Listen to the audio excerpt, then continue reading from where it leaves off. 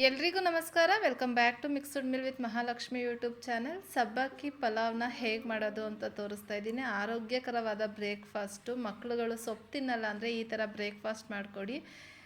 One more ಅಂತ ತಿಂತಾರೆ. ಸೂಪರಾಗಿರುತ್ತೆ taste. ಹಾಗಾದರೆ ರೆಸಿಪಿ ಸ್ಟಾರ್ಟ್ ಮಾಡೋಣ. ಫಸ್ಟು ನಾನಿಲ್ಲಿ 1 ಕಟ್ ಆಗೋಷ್ಟು ಸಬ್ಬಕ್ಕಿ ಸೊಪ್ಪನ್ನ ತೊಗೊಂಡಿದ್ದೀನಿ. ನೀಟಾಗಿ ಕ್ಲೀನ್ ಮಾಡಿ ಇಟ್ಕೊಂಡಿದ್ದೀನಿ.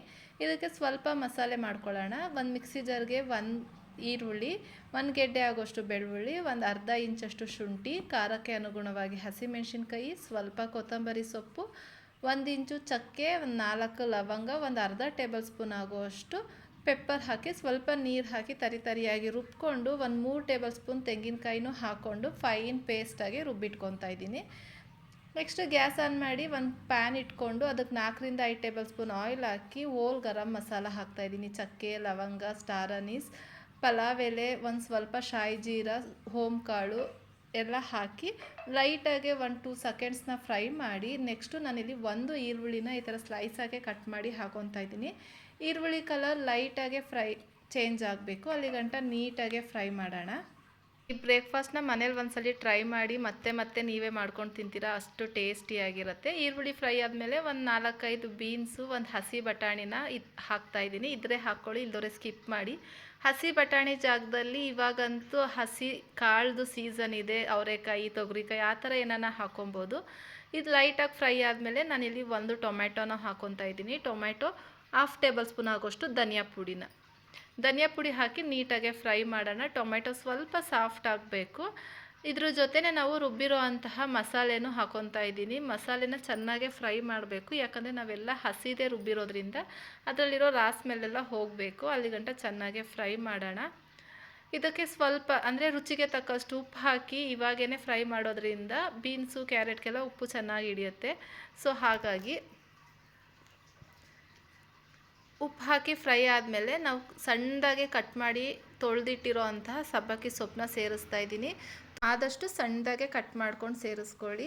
ಈ ಸಬ್ಬಕ್ಕಿ ಸೊಪ್ಪನ್ನ ಈ ಮಸಾಲೆ ಜೊತೆ ನೀಟಾಗೆ ಫ್ರೈ ಮಾಡೋದ್ರಿಂದ ಒಂದೊಳ್ಳೆ ಘಮ ಬರ್ತಾ ಇರುತ್ತೆ, ಮತ್ತು ಸಬ್ಬಕ್ಕಿ ಸೊಪ್ಪಲ್ಲಿರೋ ಸ್ಮೆಲ್ಲೆಲ್ಲನೂ ಹೋಗುತ್ತೆ.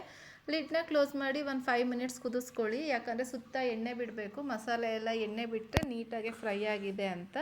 ಇವಾಗ ನೀಟಾಗೆ ಮಿಕ್ಸ್ ಮಾಡ್ಕೊಳ್ಳಿ. ಇವಾಗ ನಾನು ಇದನ್ನು ಸ್ಟಾರ್ಟ್ ಮಾಡೋಕ್ಕೆ ಮುಂಚೆನೇ ನಾನು 1.5 ಗ್ಲಾಸಷ್ಟು ಅಕ್ಕಿನ ನೆನೆಸಿಟ್ಟಿರೋ ಅಕ್ಕಿನ ಇದಕ್ಕೆ ಸೇರಿಸಿ ಮಿಕ್ಸ್ ಮಾಡಬೇಕು. ನೀವು ಯಾವುದೇ ಪಲಾವು, ಬಿರಿಯಾನಿ ಮಾಡಿದ್ರೂ ಅಕ್ಕಿ ನೆನೆಸಿಟ್ಟು ಸೇರಿಸೋದ್ರಿಂದ ತುಂಬ ಉದ್ರುದ್ರಾಗಿ ಚೆನ್ನಾಗಿ ಬರುತ್ತೆ.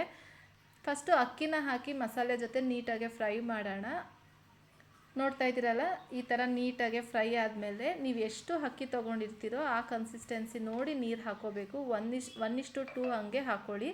ನಾನಿಲ್ಲಿ ಒಂದು ಅರ್ಧ ಗ್ಲಾಸ್ 1 ಗ್ಲಾಸ್ ಕಮ್ಮಿ ಹಾಕ್ಕೊತಾ ಇದ್ದೀನಿ, ಯಾಕಂದರೆ ಸಬ್ಬಕ್ಕಿ ಸೊಪ್ಪಲ್ಲಿ ಸ್ವಲ್ಪ ನೀರಿನ ಅಂಶ ಬಿಟ್ಟಿರುತ್ತೆ. ಸೊ ಹಾಗಾಗಿ 1.5 ಗ್ಲಾಸಿಗೆ 2.5 ಗ್ಲಾಸ್ ನೀರು ಹಾಕ್ಕೊತಾ ಇದ್ದೀನಿ. ಅರ್ಧ ಗ್ಲಾಸ್ ನೀರು ಕಮ್ಮಿ ಮಾಡ್ತಾಯಿದ್ದೀನಿ. ಈ ಥರ ಮಿಕ್ಸ್ ಮಾಡಿ ಉಪ್ಪು ಖಾರ ಚೆಕ್ ಮಾಡ್ಕೊಳ್ಳಿ. ಈ ಥರ ಕುದಿಯೋ ಹಂತದಲ್ಲಿ ಒಂದ್ಸಲಿ ನೀಟಾಗಿ ಮಿಕ್ಸ್ ಮಾಡಿ ಲಿಡ್ನ ಕ್ಲೋಸ್ ಮಾಡಿ ನೀವು ಆ್ಯಸ್ ಯೂಶ್ವಲ್ ನಿಮ್ಮ ಮನೇಲಿ ಹೆಂಗೆ ಅನ್ನಕ್ಕೆ ವಿಷಿಲ್ ಬರೆಸ್ಕೊತೀರ ಹಂಗೆ ಬರೆಸ್ಕೊಳ್ಳಿ. 2 ವಿಷಿಲ್ ಬೇಕಾದ್ರೆ 2 ವಿಷಿಲು, 3 ವಿಷಿಲ್ ಬೇಕಾದರೆ 3 ವಿಷಿಲು. ನಾನಿಲ್ಲಿ 2 ವಿಷಿಲ್ ಬರೆಸ್ಕೊತಾ ಇದ್ದೀನಿ.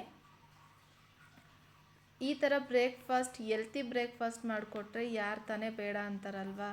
2 ವಿಷಿಲ್ ಆದಮೇಲೆ ತೋರಿಸ್ತಾ ಇದ್ದೀನಿ. ನೋಡ್ತಾ ಇರ್ಬೋದು ಎಷ್ಟು ಉದ್ರುದ್ರಾಗಿ ಎಷ್ಟು ಫ್ಲೇವರ್ಫುಲ್ ಆಗಿತ್ತು ಅಂತಂದರೆ ಮಸ್ಟ್ ಟ್ರೈ ರೆಸಿಪಿ ಅಂತೀನಿ. ಒಂದ್ಸಲಿ ಈ ಥರ ಬಿರಿಯಾನಿ ಅಂದರೆ ಪಲಾವ್ ಇಷ್ಟಪಡೋರಿಗೆ ಈ ಥರ ಸಬ್ಬಕ್ಕಿ ಸೊಪ್ಪು ಹಾಕಿ ಪಲಾವ್ ಮಾಡಿಕೊಡಿ. ಐ ಹೋಪ್ ಈ ವಿಡಿಯೋ ಇಷ್ಟ ಆಗಿದೆ ಅಂದ್ಕೊತೀನಿ. ಇಷ್ಟ ಆಗಿದೆ ದಯವಿಟ್ಟು ಲೈಕ್ ಮಾಡಿ, ಶೇರ್ ಮಾಡಿ, ಕಮೆಂಟ್ ಮಾಡಿ.